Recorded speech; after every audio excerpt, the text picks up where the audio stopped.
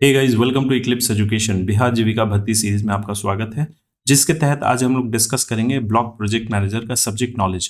तो सेक्शन 1 और section 2 already complete हो चुका है। आप लोग हमारे चैनल के प्लेलिस्ट में जाके चेक कर सकते हैं जिन्होंने अभी तक नहीं देखा है। आज से हम लोग स्टार्ट करेंगे सेक्शन 3। तो इसको मैं कोशिश करूंगा एक ही वीडियो में कवर करने का, जिसके तहत टॉपिक है सोशल मोबिलाइजेशन और इंस्टीट्यूशन बिल्डिंग।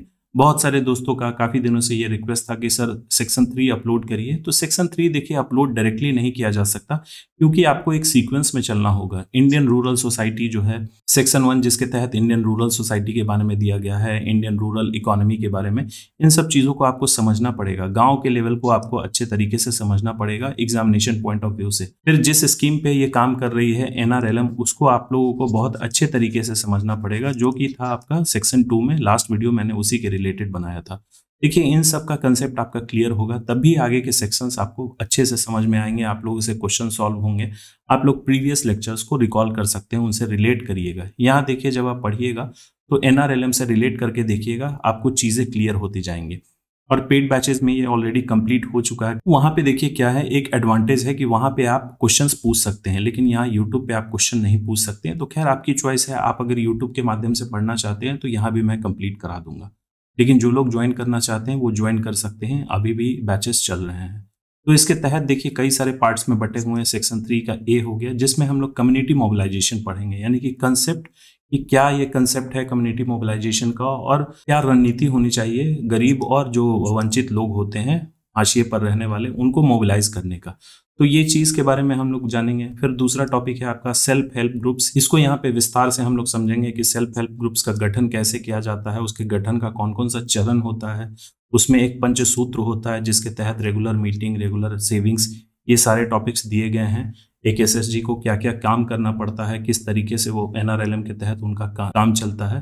फिर अगला फेडरेशन के बारे में और हम लोग यहाँ विस्तार से पढ़ेंगे, जैसे विलेज ऑर्गेनाइजेशन हो गया या फिर CLF, उनकी क्या संरचना होती है, रोल और रिस्पॉन्सिबिलिटीज। और सबसे लास्ट में हम लोग देखेंगे कैपेसिटी बिल्डिंग, जिसमें CRP जो होते हैं यानी कम्युनिटी रिसोर्स पर्सन, उनका क्या रोल होता है और किस तरीके से वो ट्रेनिंग प्रदान करते हैं। तो चलिए इन सब टॉपिक्स को एक एक करके हम लोग समझते हैं। मेरा नाम है अभिषेक, इक्लिप्स एजुकेशन में आपका स्वागत है। तो आगे बढ़ने से पहले, लेक्चर स्टार्ट करने के पहले देखिए ये जो टॉपिक है सोशल मोबिलाइजेशन और इंस्टीट्यूशन बिल्डिंग, इन सब का मतलब हम लोग जान जाते हैं, तब धीरे धीरे हमें चीजें समझ में आएंगी। तो इसके बारे में क्या दिया गया है, सोशल मोबिलाइजेशन, जिसको हम लोग बोलते हैं सामाजिक संसाधन संवर्धन या सामाजिक संवर्धन भी इसको बोला जाता है। यह एक ऐसी प्रक्रिया है जिसमें लोगों को एकजुट और प्रेरित किया जाता है, ताकि वे सामाजिक बदलाव और विकास कार्यों में सक्रिय रूप से भाग ले सके। तो देखिए एक तरीके का यह प्रोसेस है जिसमें लोगों को, कैसे लोग, तो गरीब लोग और वंचित लोग, खास करके महिलाओं को एकजुट किया जाता है और उनको प्रेरित किया जाता है, ताकि उनमें जो भी चेंजेस होने हैं, सोशल चेंजेस, और जो भी डेवलपमेंट है, यानी कि जो भी डेवलपमेंट कार्य हो रहे हैं, उनका अपना विकास कैसे करवाना है, उस तरीके से वो लोग सक्रिय रूप से उसमें भाग ले सके। ये होता है आपका सोशल मोबिलाइजेशन का मतलब। इससे लोग अपने अधिकारों, जिम्मेदारियां और संसाधनों के बारे में जागरूक होते हैं और गरीबी, बेरोजगारी, शिक्षा या फिर स्वास्थ्य जैसी समस्याओं को मिलकर हल करते हैं। तो देखिए ये ओवरऑल अप्रोच है। ऐसा नहीं कि इंसान का जो गरीबी अगर वो जूझ रहा है, कि कौन कौन से कारण होते हैं किसी इंसान को गरीब होने के लिए, या फिर किसी जगह पे जो गरीबी उत्पन्न हो रही है उसमें कौन कौन से कारण इन्वॉल्व होते हैं। तो उन सभी कारणों को हमें एक एक करके हटाना होगा। बेरोजगारी भी कई बार गरीबी का कारण बनती है। शिक्षा हो गया, अगर वो इंसान अशिक्षित है तो जाहिर सा बात है गरीबी को उत्पन्न देगा। स्वास्थ्य, अगर वह गरीब हैं, उनकी स्वास्थ्य सुविधाएं उपलब्ध नहीं होंगी, वो लोग अच्छे हेल्थ फैसिलिटीज नहीं ले पाएंगे। तो ये सब समस्याओं को मिलकर वो लोग खुद हल करते हैं, उनके लिए कोई थर्ड पर्सन नहीं आता है हल करने के लिए। यही होता है सोशल मोबिलाइजेशन का मतलब। अब इंस्टीट्यूशन बिल्डिंग का मतलब क्या होता है, संस्थान निर्माण। तो इसका अर्थ है संगठनों या फिर समूहों का निर्माण, सशक्तिकरण और सहयोग करना, जैसे कि स्वयं सहायता समूह, ग्राम संगठन या फिर क्लस्टर फेडरेशन, ताकि वे अपने सदस्यों और समाज के हित में प्रभावी ढंग से काम कर सके। तो देखिए ये तो हमने ऊपर में प्रोसेस देखा कि कैसे वो अपना डेवलपमेंट कर पाएंगे, किस तरीके से उनको एक जगह एकत्रित होना होगा, उसमें सक्रिय भागीदारी निभानी होगी। लेकिन ये एक प्रोसेस है जो NRLM करती है, किसी एक इंसान को नहीं ये फोकस करती है, बल्कि उनको पहले एक संगठन में संगठित करने का कोशिश करती है। इससे क्या होगा कि ये अच्छा खासा भीड़ को ये टारगेट कर पाएंगे। तो सबसे ग्राउंड लेवल पे होता है आपका SSG, उसके ऊपर होता है VO और फिर होता है CLF, ये सब NRLM के तहत एक तरीके की संस्थान है। तो इसमें क्या सिखाया जाता है, नियम बताया जाता है, नेतृत्व करने का उनका तरीका सिखाया जाता है, प्रशिक्षण प्रदान किया जाता है और क्षमता विकास शामिल है, ताकि ये संस्थान स्वावलंबी यानी कि सेल्फ सफिशिएंट, खुद से ये कुछ काम कर सके, किसी और पे डिपेंडेंट ना रहे और ये टिकाऊ बन सके। मतलब कि अगर ये संस्थाएं अगर नहीं भी हैं, किसी कारणवश टूट भी जाती हैं, तो उसमें जो भी मेंबर्स थे वह सेल्फ सफिशिएंट हो जाए, सेल्फ रिलायंट हो जाए, मतलब कि खुद से वह कुछ कर सकते हैं, उनको अब किसी की जरूरत नहीं है। इसमें भी देखिए किसी की जरूरत नहीं होती है, बस वो बैक सपोर्ट से वो लोग रहते हैं। तो चलिए यहाँ से शुरू होता है हमारा मेन टॉपिक, जो कि है कम्युनिटी मोबिलाइजेशन। इसके बारे में थोड़ा सा हमने शुरू में इंट्रोडक्शन देखा, अब यहाँ से एक्चुअली स्टार्ट होता है। कम्युनिटी मोबिलाइजेशन के तहत हमें क्या पढ़ना है, तो इसकी क्या कंसेप्ट है, क्या रणनीति होगी लोगों को यानी कि गरीब और वल्नरेबल लोगों को एकत्रित करने का। सामुदायिक जागरूकता का मतलब है कि गरीब, कमजोर और वंचित लोगों को एक साथ लाकर उनकी समस्याएं को समझना, उनके अधिकार बताना और उन्हें मिलकर समाधान ढूंढने के लिए प्रेरित करना। यहाँ आपने देखा जो कम्युनिटी मोबिलाइजेशन का मतलब होता है, वही चीज यहाँ लिखा गया है एक दूसरे वर्ड में, कि उन लोगों को यानी कि गरीब, कमजोर और वंचित लोगों को एक साथ लाया जाता है, एक ग्रुप बना के। उसके बाद उनकी समस्याएं, जो भी प्रॉब्लम्स हैं उनके लाइफ में, वो समझा जाता है, उनको उनका अधिकार बताया जाता है, क्योंकि ये देखिए गरीब हैं, अशिक्षित लोग हैं, तो उनको उनका अधिकार से परिचय कराना जरूरी है और उन्हें ही साथ मिलकर इसका समाधान ढूंढने के लिए प्रेरित किया जाता है। ऐसा नहीं कि कोई रेडी टू सर्व एक तरीका उनके सामने पेश कर दिया जाता है और बस उसको फॉलो करिए, तब तो वो डिपेंडेंट हो जाएंगे। डिपेंडेंट उनको नहीं बनाया जाता है। इससे क्या होती है, एकता, आत्मविश्वास और भागीदारी बढ़ती है। उनको लगेगा कि हाँ भैया, एक छोटा सा ग्रुप का हिस्सा अगर हम लोग बन रहे हैं, 10 से 20 महिलाओं का एक सदस्य है, उसका अगर हम लोग पार्ट बन रहे हैं, तो धीरे धीरे करके ये चीज अगर हम लोग आगे बढ़ाते हैं, तब कैसे हमारा लाइफ जो है वह बेटर हो सकता है। क्या रणनीति फॉलो की जाती है, जागरूकता बैठकें, जैसे कि आपका अवेयरनेस मीटिंग जिसको बोला जाता है, कई सारे बैठकें आयोजित की जाती है जिसमें वो लोग एक साथ होके मिलके बैठते हैं और कई सारे ग्रुप्स डिस्कशन करते हैं। तो हो सकता है एक ग्रुप जो फॉलो कर रहा है, दूसरा ग्रुप उसको नहीं फॉलो कर रहा, तो उसको सीख के उसको फॉलो करने लगेंगे। अभियान, जैसे कि कुछ कैंपेन्स होते हैं, प्रचार हो गया, ये सब चीज घर घर संपर्क किया जाता है उनको ग्रुप में शामिल करने के लिए, और फिर महिलाओं को निर्णय लेने में शामिल किया जाता है। तो महिलाओं को डिसीजन मेकिंग में भी इनको इंक्लूड किया जाता है, तब उनसे महिलाओं को कॉन्फिडेंस आएगा। किसी भी इंसान को अगर आप डिसीजन मेकिंग का पावर दे दीजिए, तो उनमें एक अलग कॉन्फिडेंस आ जाएगा। लेकिन यहाँ पे हम लोग खास करके महिलाओं को ही देख रहे हैं, क्योंकि NRLM आपका महिलाओं पे ही ज्यादातर केंद्रित है। कम्युनिटी मोबिलाइजेशन का उद्देश्य क्या है, तो समुदाय को इतना सक्षम बनाना कि वे अपने विकास की जिम्मेदारी खुद ले सके। जो मैं स्टार्टिंग से बता रहा था, इनको रेडी टू सर्व चीज खाना नहीं दिया जाता, बल्कि इनको बताया जाता है कि हाँ, आपके पास क्या क्या अपॉर्चुनिटीज हैं और आप क्या क्या कर सकते हैं, तो वो खुद उसकी जिम्मेदारी ले सकते हैं। अब जो गरीब हैं या फिर वल्नरेबल लोग हैं, उनको एक जगह एकत्रित करने के लिए क्या रणनीति अपनाना चाहिए। सबसे पहला है आपका क्या अपनाना जाता है, सबसे पहला है जागरूकता बढ़ाना, यानी कि अवेयरनेस जनरेशन। कैसे जागरूकता बढ़ता है, तो गरीब परिवारों को सरकारी योजनाएं, अधिकारों और लाभों के बारे में बताने के लिए जन जागरूकता अभियान या फिर नुक्कड़ नाटक, पोस्टर और बैठकों का प्रयोग किया जाता है। तो गांव में आप देखते हैं कि इस तरीके का अभियान जो है, गाड़ी वाड़ी पे बैनर, पोस्टर, लाउड स्पीकर लगा के अरेंज किया जाता है। उससे लोग क्या है, इंटरेस्ट लेके सुनते हैं। कहीं मीटिंग हो रहा है, मीटिंग में आप कुछ नाश्ते का पैकेट का अवेलेबल करवा दीजिए, तो वहाँ पे क्या होता है, लोग इंटरेस्ट होते हैं कि ठीक है भैया, चलो हम लोग वहाँ जाएंगे, कुछ नाश्ता, कुछ खाने को ही मिलेगा। उसके तहत वो 4 बातें सुन भी लेते हैं। ये सब एक तरीका होता है जागरूकता बढ़ाने का। उसके बाद स्वास्थ्य, शिक्षा और आजीविका के अवसरों पर जानकारी दिया जाता है। तो ये सब चीज किसी भी इंसान के लिए बेसिक है। जैसे स्वास्थ्य हो गया, तो जाहिर सा बात है हर कोई स्वास्थ्य के लिए चिंतित रहता है।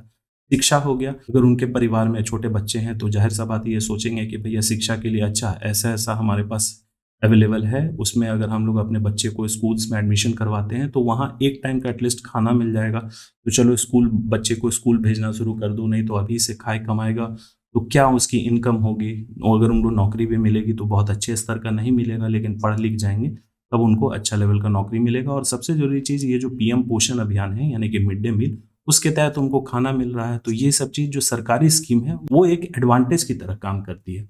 और आजीविका के अवसर पर भी जानकारी दी जाती है, जैसे कि DDU GKY यानी कि दीनदयाल उपाध्याय ग्रामीण कौशल योजना के तहत बहुत सारे स्किल में ट्रेनिंग प्रोवाइड किया जाता है। ट्रेनिंग लेने के बाद फिर उनको नौकरी भी प्रदान किया जाता है।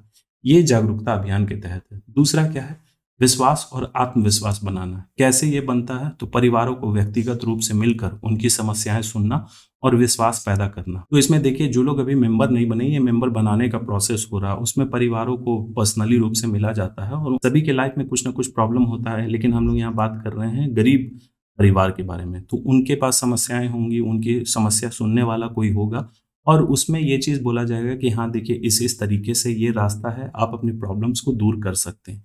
एक बार में नहीं, लेकिन धीरे धीरे ग्रेजुअली ये दूर हो जाएगा।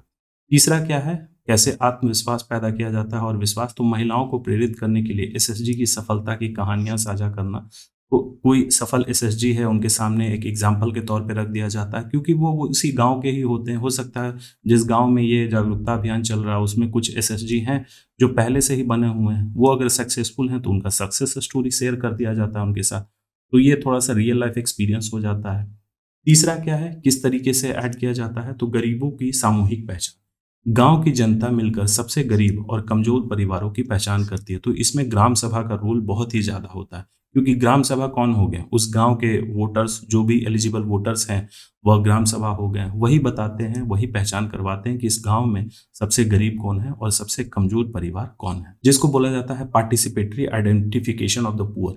देखिए एनआरएलएम के तहत ये जो परिवार को चुना जाता है, गरीब परिवार, इस पे क्वेश्चन भी आता है कि एनआरएलएम किस स्ट्रैटेजी को अपनाती है, मतलब ग्रुप में इंक्लूड करने के लिए। क्या एसईसीसी का डेटा, तो नहीं, एसईसीसी का डेटा एनआरएलएम कभी भी यूज नहीं करती है। ये यूज करती है हमेशा participatory identification of the poor, यानी कि गरीबों की सामूहिक पहचान। इससे असली लाभार्थी का चयन होता है और कोई छूटता नहीं।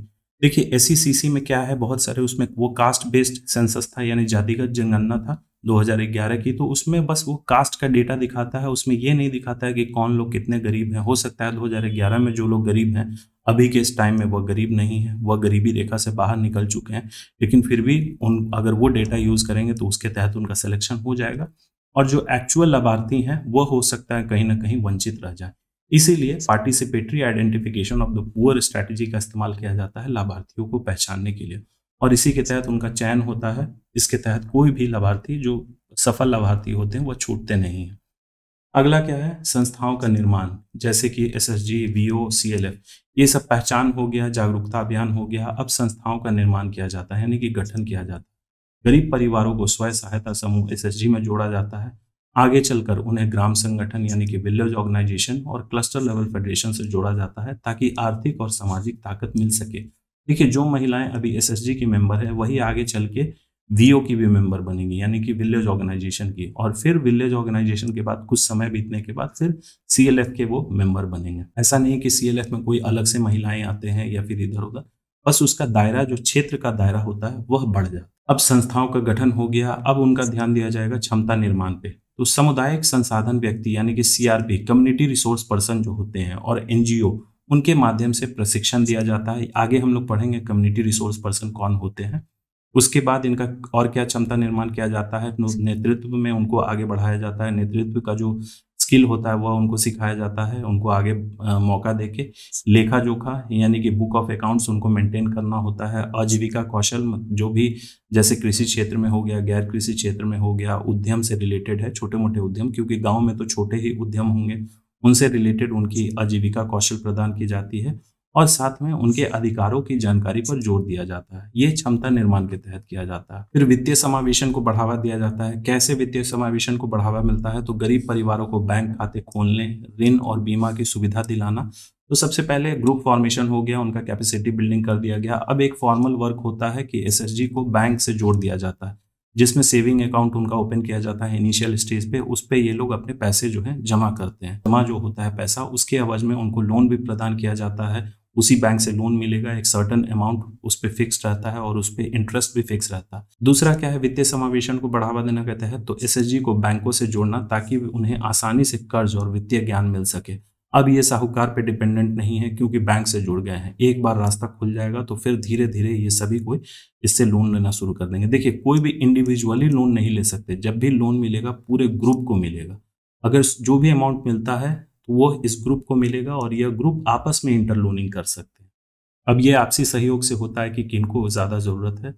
और सबसे लास्ट में क्या है, कमजोर वर्गों पर विशेष ध्यान, जैसे महिलाएं, अनुसूचित जाति जनजाति, अल्पसंख्यक, विकलांग, भूमिहीन मजदूर और गरीब बुजुर्गों पर विशेष ध्यान दिया जाता है। इसके तहत सबसे अधिक वंचित वर्गों को जोड़ने के लिए अलग से सहयोग, जैसे सबसे अधिक वंचित वर्ग जो होते हैं जिनको कोई नहीं देखता है, वो हमेशा छूट जाते हैं, उनको जोड़ने के लिए कुछ अलग से सहयोग प्रदान किया जाता है। अलग अलग टाइम टू टाइम ये स्ट्रैटेजी चेंज होती रहती है।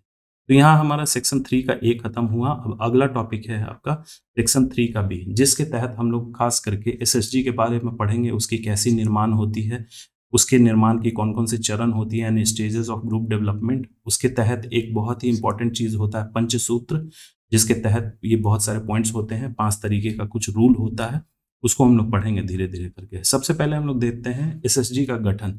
इससे एग्जाम में क्वेश्चन डायरेक्टली पूछ लिया जाता है। तो एसएसजी एक छोटा स्वैच्छिक समूह है, 10 से 20 लोग इसमें होते हैं। ये स्वैच्छिक है, ऐसा नहीं कि कोई इसको जबरदस्ती इसका निर्माण करता है, लोग खुद अपने स्वेच्छा से इसमें जुड़ते हैं और इसका साइज 10 से 20 लोग का होता है। सदस्य सामान्यतः गरीब, कमजोर और हाशिए पर रहने वाले परिवारों से होते हैं, खास करके महिलाएं, ज्यादातर इसमें महिलाएं होती है। बेसिकली एसएसजी में सिर्फ महिलाएं होती है, जेंट्स का उसमें कोई रोल नहीं है। इसका उद्देश्य क्या है? आत्म सहायता, यानी कि सेल्फ हेल्प, खुद की मदद करना, यानी दूसरों पर निर्भर न रहकर खुद एक दूसरे की मदद करना। तो जो भी ग्रुप में मेंबर्स हैं एक दूसरे को जानते हैं और सभी कोई एक ही कंडीशन में है, सभी कोई गरीब है, मोस्टली मोर और लेस सभी का हाल एक ही है, तो ये एक दूसरे की ही मदद करते हैं। धीरे धीरे यही सब चीज बढ़ते जाता है। उसके बाद क्या है? सदस्य छोटी छोटी बचत जमा करके एक सामूहिक कोष बनाते हैं और जरूरत पड़ने पर एक दूसरे को छोटे ऋण देते हैं, जैसे कि इलाज के लिए, बच्चों की पढ़ाई के लिए, खेती के लिए या फिर छोटा व्यापार के लिए। जो भी उसमें वो जो सामूहिक कोष बना, जैसे कि कोई भी अमाउंट वो जमा कर रहे हैं, 10 से 20 महिलाएं हैं, अगर 20 महिलाएं एक ग्रुप में हैं, अगर वो लोग 100 रुपया पर मंथ जमा कर रहे हैं तो एक महीना में कितना जमा हो रहा है? 2000 रुपये। अगर यही चीज 6 महीना जमा करते हैं वो लोग तो 12,000 रुपया जमा हो गया। 12,000 में कोई एक मेंबर बोलेंगे कि उन्हें 3,000 की जरूरत है, तो इसमें से लोन मिल जाएगा उनको, और वो इंटरेस्ट बहुत कम होता है, वो बैंक वाला इंटरेस्ट यहाँ फॉलो नहीं होता है, 1% पे, यानी कि अगर 3,000 रुपये लोन ले रहे हैं तो उस पर 1% इंटरेस्ट के एवज में उनको जमा करना होगा, मतलब वापस करना होगा। ये स्वेच्छा से होता है, आपसी सहयोग से। धीरे धीरे समूह में विश्वास बढ़ता है और वे बैंक व सरकारी योजनाओं से जुड़कर बड़े ऋण और आजीविका के कार्य करते हैं। जब ये सब चीज देखा जाता है कि ये आपस में इंटरलोनिंग कर रहे हैं, तो फिर ये धीरे धीरे क्या होता है, वो अकाउंट बुक में मेंटेन होता है। और जब ये एक समय बीत जाता है, 6 महीना 7 महीना, तब क्या किया जाता है, बैंक से उनको लोन के लिए एप्लीकेशन फॉरवर्ड किया जाता है। बैंक में कुछ डॉक्यूमेंट्स मांगे जाते हैं, ये आगे के सबसे लास्ट में ये हमें पढ़ना है कि कौन कौन सा जो डॉक्यूमेंट्स है वो रिक्वायर्ड होता है बैंक में एक एसएसजी को लोन देने के लिए। यही रिकॉर्ड बुक देखा जाता है, कई तरीके का, 4-5 तरीके का रिकॉर्ड बुक होता है। वह देखते हैं कि हाँ, लोन ये लोग ले रहे हैं, आपस में इंटरलोनिंग कर रहे हैं और टाइमली रिपेमेंट भी कर रहे हैं। सिर्फ लोन लेना उद्देश्य नहीं होता है उसका, टाइमली रिपेमेंट भी। तो एसएसजी का जो ओवरऑल परफॉर्मेंस अगर अच्छा रहता है इस रिकॉर्ड बुक के अकॉर्डिंग, तब उनको लोन स्वीकार कर दिया जाता है, यानी अप्रूव कर दिया जाता है और उनको लोन बैंक प्रदान करती है। तो यहाँ हमने देखा एसएसजी का गठन। अब अगला टॉपिक देखते हैं हम लोग, जो कि है समूह विकास के चरण, यानी कि स्टेजेस ऑफ ग्रुप डेवलपमेंट। तो सबसे पहला होता है आपका गठन का चरण, यानी ग्रुप फॉर्मेशन स्टेज। इसके तहत सदस्य साथ आते हैं, एसएसजी की अवधारणा को समझते हैं, नियमित बैठकें करते हैं और थोड़ी थोड़ी बचत शुरू करते हैं। इस चरण में आपसी विश्वास और एकता विकसित होती है। तो ये पहला स्टेज है, ये मैंने एमसीक्यू में भी करवाया है कि एक एसएसजी का जो ग्रुप डेवलपमेंट होता है उसके कौन कौन से स्टेजेस होते हैं। सबसे पहला हो गया आपका ग्रुप फॉर्मेशन स्टेज। दूसरा होता है स्थिरता चरण, यानी स्टेबलाइजेशन स्टेज। अब क्या है, समूह स्थिर होता है, वे नियम बनाते हैं, रजिस्टर रखते हैं, बैंक खाता खोलते हैं और आपस में छोटे छोटे ऋण देने लगते हैं। जब ये चीज हो गया, थोड़ा सा विश्वास उत्पन्न हो गया, अब तीसरे स्टेज में आते हैं, यानी मैच्योरिटी स्टेज, यानी परिपक्वता चरण। इसमें क्या होता है, अब समूह मजबूत और अनुशासित हो जाता है, क्योंकि इंटरनोलिंग और सेविंग्स रेगुलर कर रहे हैं, बैठके भी रेगुलर मेंटेन कर रहे हैं, वे समय पर ऋण चुकाते हैं, उधार का सही उपयोग करते हैं, इसकी मॉनिटरिंग भी होती है और बैंक, एनजीओ तथा सरकारी योजनाओं से जुड़कर बड़ा सहयोग प्राप्त करते हैं। ये मैच्योरिटी स्टेज में होता है।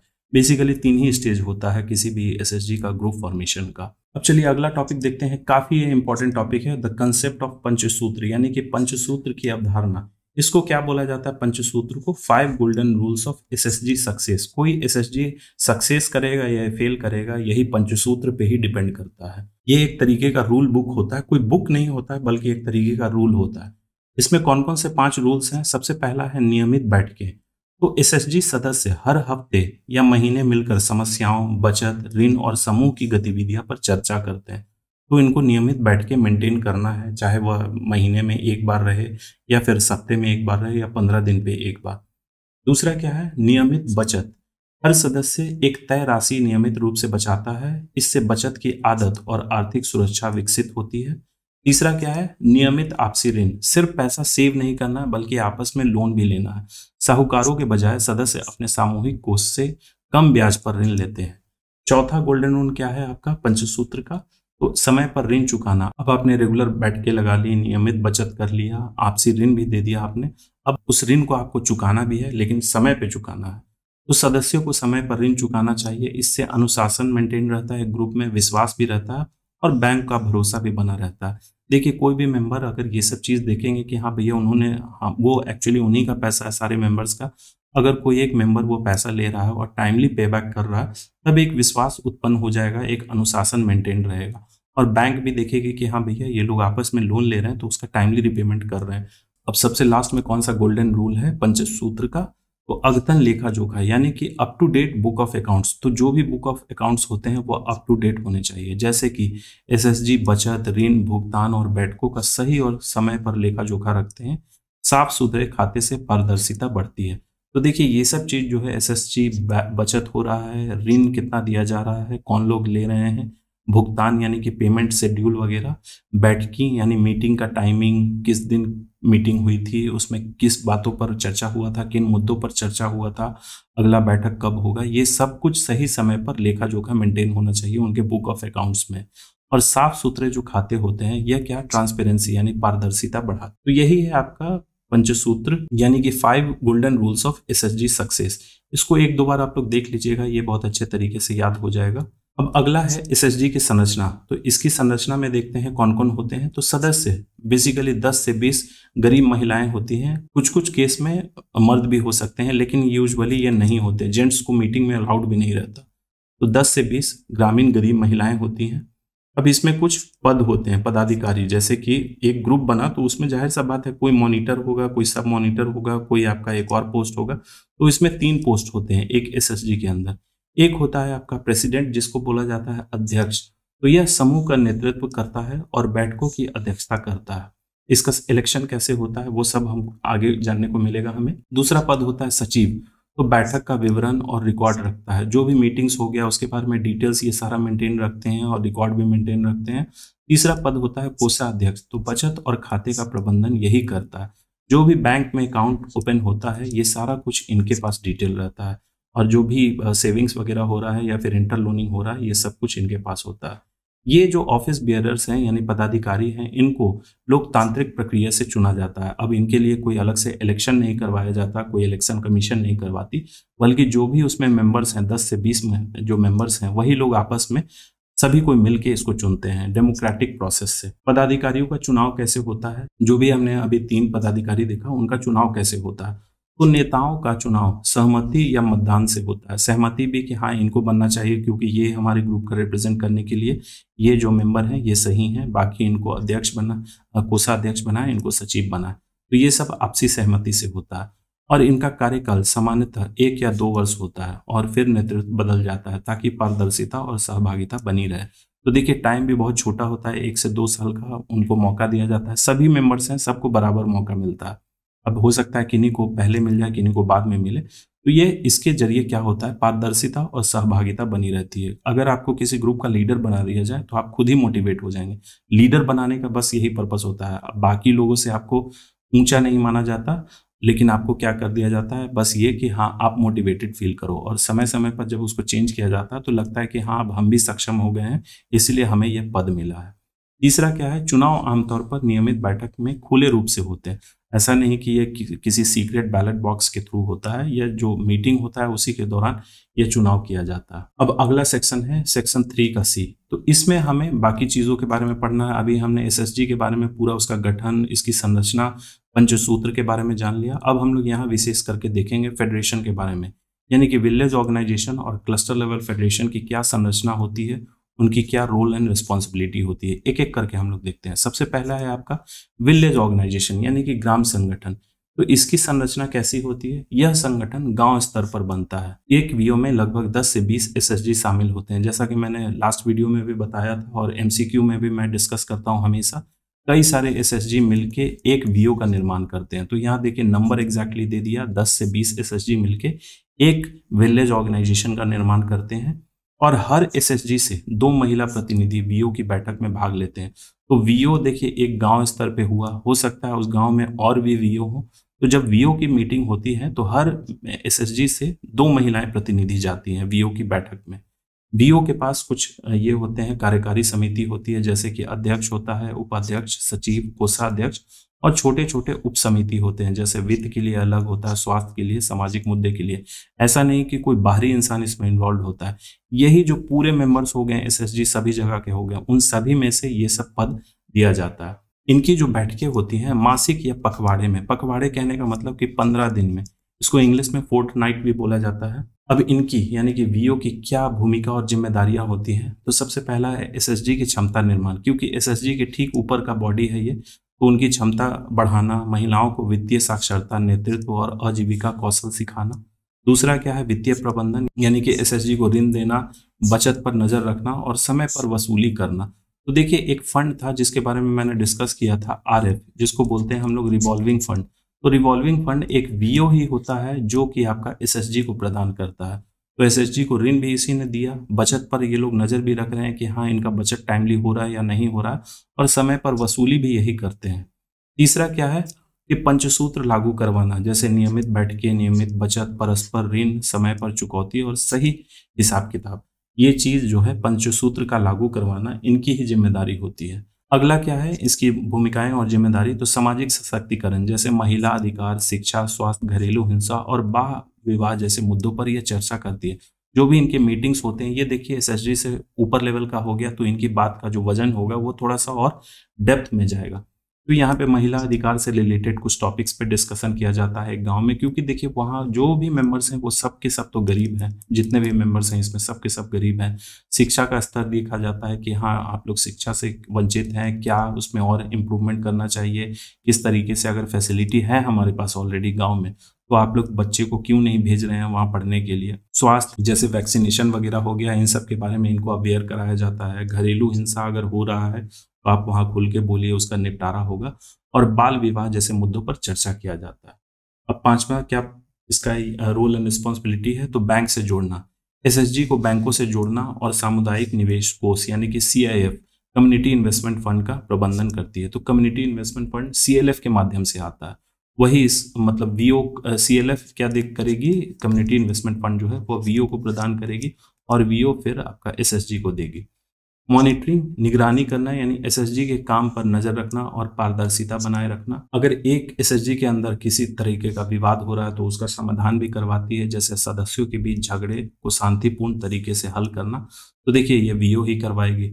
एसएसजी मेंबर्स आपस में करते हैं तो हो सकता है कई बार जो है लड़ाई वो बढ़ जाए या फिर कई बार वो शांत हो जाए। तो अगर वो बहुत दिनों से चलते आ रहा है, कोल्ड वॉर का ये जन्म ले लिया है वो लड़ाई, तो वह वीओ की मीटिंग में सॉल्व हो जाता है। सबसे लास्ट में है सरकारी योजनाओं से जोड़ना, जैसे सदस्य पीडीएस। पीडीएस क्या होता है? पब्लिक डिस्ट्रीब्यूशन सिस्टम, जिसको राशन दुकान हम लोग बोलते हैं।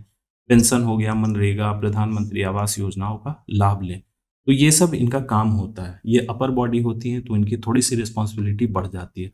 अब इससे भी ऊपर एक बॉडी होती है क्लस्टर लेवल फेडरेशन।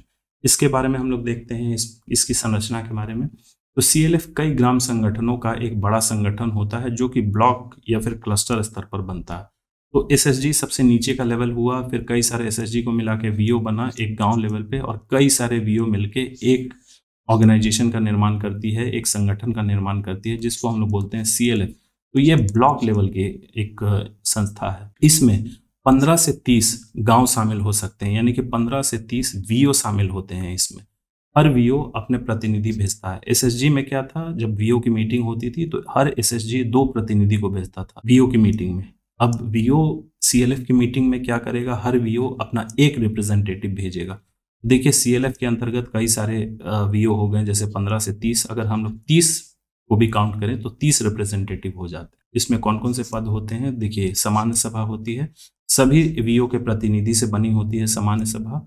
कार्यकारी समिति, चुने गए सदस्य जो रोजमर्रा के काम देखते हैं एक सीएलएफ के अंतर्गत। उप समितियां होती है जैसे वित्त, आजीविका, स्वास्थ्य, शिक्षा, अधिकार, तो ये वीओ में भी होता था। और सबसे लास्ट में क्या होता है, आप लोग ये चीज इंटरेस्टिंग होगा, कुछ स्टाफ सपोर्ट भी दिया जाता है, जैसे कि बीआरएलपीएस के तहत कम्युनिटी कोऑर्डिनेटर हो गया, या फिर अकाउंटेंट जो होते हैं वो भी एक सीएलएफ के अंतर्गत ही आते हैं। तो एक सीएलएफ जो है एक कम्युनिटी कोऑर्डिनेटर को अलॉट किया जाता है। चलिए इनकी भूमिका और जिम्मेदारियां और विस्तृत से जानते हैं। तो इनको वित्तीय शक्ति प्रदान होती है, जैसे वीओ और एसएसजी को बड़े ऋण और धन देना, बैंकों से बातचीत करना तो सीएलएफ ही करेगी।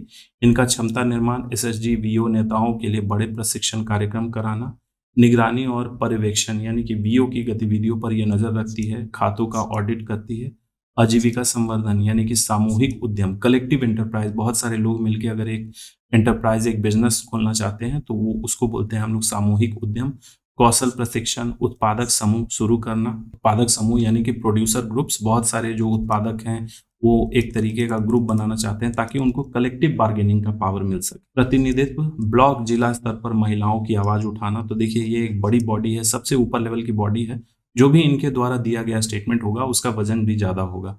नीति से जुड़ाव, जैसे सरकारी योजनाओं और एनजीओ से सामुदायिक संस्थाओं को जोड़ते हैं ये लोग, सीएलएफ ही।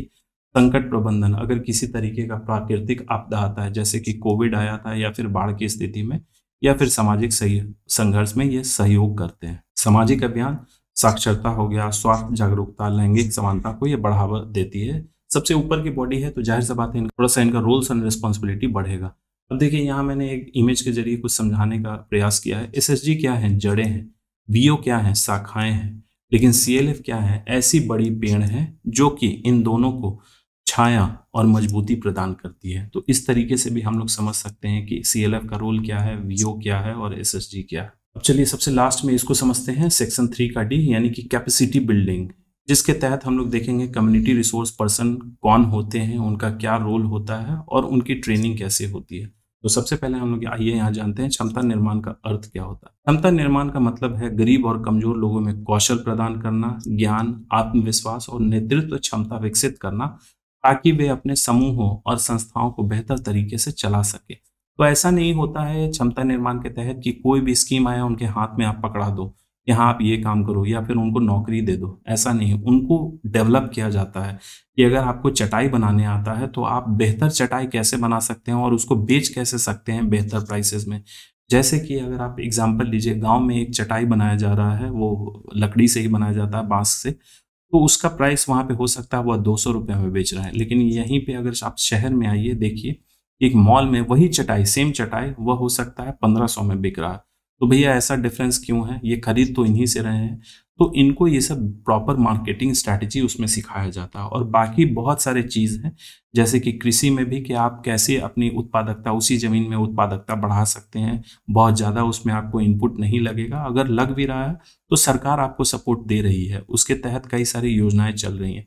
ये सब चीज़ होता है आपका क्षमता निर्माण में। जो इम्पोर्टेंट टॉपिक है वह है सामुदायिक संसाधन व्यक्ति यानी कम्युनिटी रिसोर्स पर्सन, शॉर्ट में इसको सीआरपी बोलते हैं।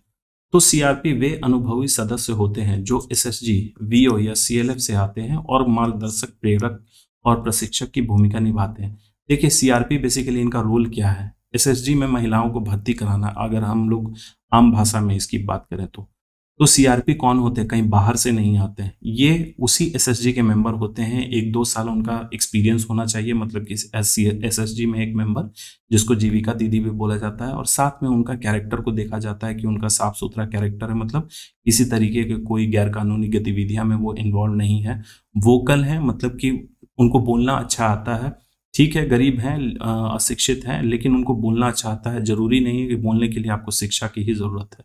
आप कितने अवेयर हैं, एक्टिव कितने हैं, आपका पर्सनालिटी एज इन ये नहीं कि आप देखने में अच्छे हैं। पर्सनालिटी का मतलब होता है कि आप किसी चीज़ को कैरी कितना अच्छे से करते हैं, आप कितना अच्छा से कम्युनिकेट कर पाते हैं। ये सब चीज़ अगर किसी इंसान में होता है, एक एसएसजी मेंबर में होता है, तब उनको एससीआरपी रिक्रूट कर लिया जाता है। इन्हें समुदाय से ही चुना जाता है, इसलिए इन्हें स्थानीय संस्कृति, आवश्यकताओं और समस्याओं की अच्छी समझ होती है। इनको उन्हीं समुदाय से चुना इसलिए जाता है क्योंकि देखिए एक गांव में अगर डेवलप करना है, अगर कोई बाहरी आदमी आके बोलेगा, जैसे हम और आप जाके बोलोगे उन लोगों को एसएसजी के बारे में, फायदा समझाओगे, एनआरएलएम के बारे में, वो लोग उसको एक्सेप्ट नहीं करेंगे क्योंकि उनको विश्वास ही नहीं होगा। लेकिन उन्हीं के बीच की एक महिला है जो ये सब ऑलरेडी काम कर चुकी हैं, तो वो अपना सक्सेस स्टोरी जो है बहुत अच्छे तरीके से रिलेट करके बता पाएंगी।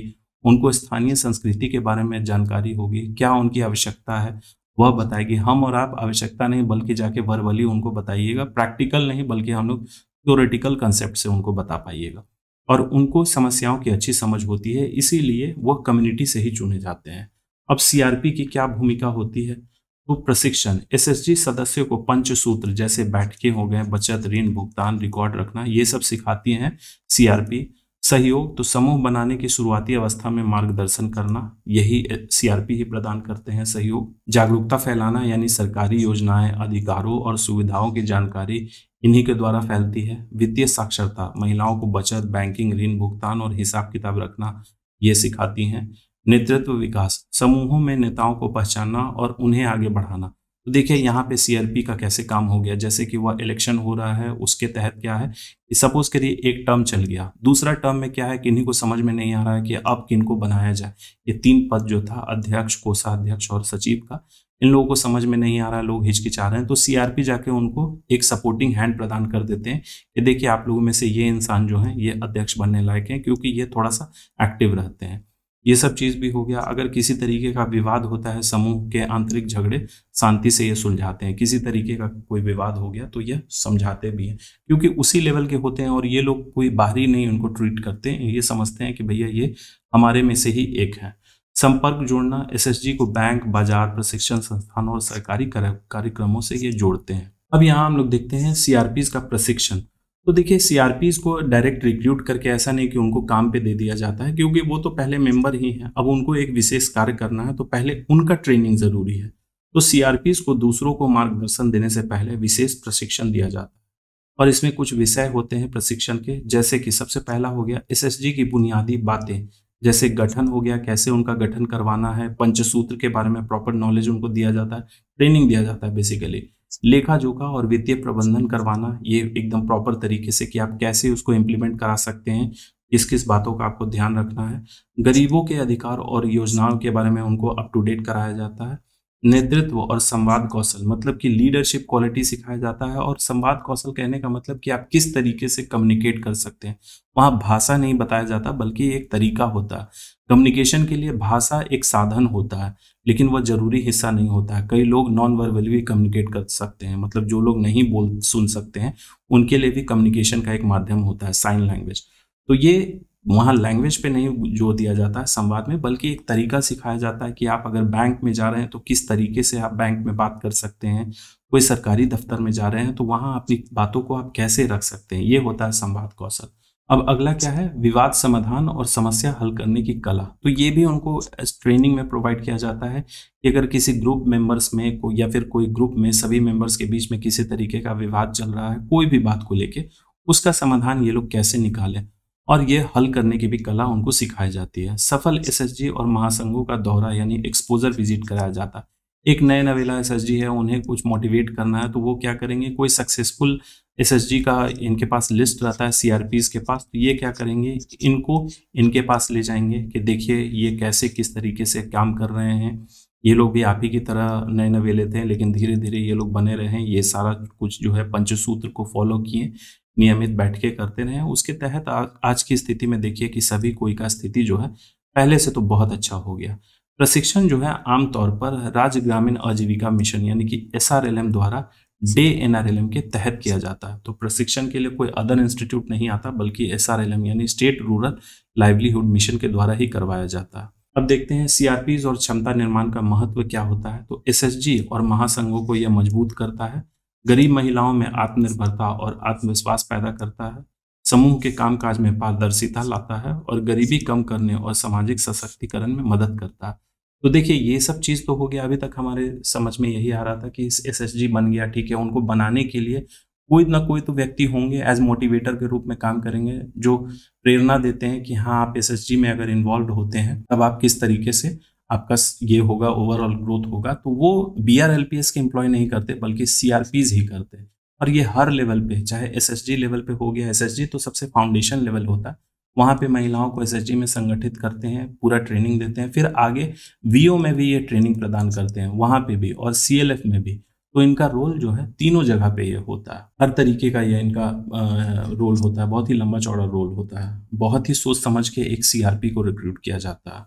तो इसीलिए मैंने स्टार्टिंग में बताया था कि इनका पूरा बैकग्राउंड हिस्ट्री चेक किया जाता है। तो चलिए, यहाँ कंप्लीट हुआ हमारा सेक्शन 3 यानी सोशल मोबिलाइजेशन और इंस्टीट्यूशन बिल्डिंग। आप लोग इसको 1-2 बार रिवाइज कर लीजिएगा और जितना ज़्यादा हो सके इस वीडियो को शेयर करिएगा। और अगर आप लोग पेड बैचेज में इसको अच्छे से पढ़ना चाहते हैं, देखिए यूट्यूब पे क्या होता है कि अगर आपको किसी तरीके का डाउट होता है तब आप उसको पूछ नहीं सकते हैं, लेकिन जो बैचेज होते हैं, लाइव बैचेज, उसमें क्या है, 1-to-1 इंटरेक्शन होता है। वहाँ पे आप क्वेश्चन पूछ पाइएगा, बहुत सारे पॉइंट में लोग फंसते हैं, वहाँ पे आप पूछ पाइएगा, वहाँ पे आपका कंसेप्ट क्लियर होगा। इससे आपको क्वेश्चन सॉल्व करने में, क्योंकि क्वेश्चन का स्वरूप आप देख ही रहे हैं एग्जाम में, चाहे बीपीएससी 71st हो गया, एएसओ हो गया, स्वरूप हमेशा बदलते रह रहा है। तो हो सकता है यहाँ पे भी हमें बदला हुआ स्वरूप दिखे, तो उसके लिए हमें तैयार रहना होगा। तो चलिए, मिलते हैं अगले वीडियो में। हमारे चैनल के साथ बने रहिएगा। तो thank you for watching. Please like, share और सब्सक्राइब करना ना भूलें।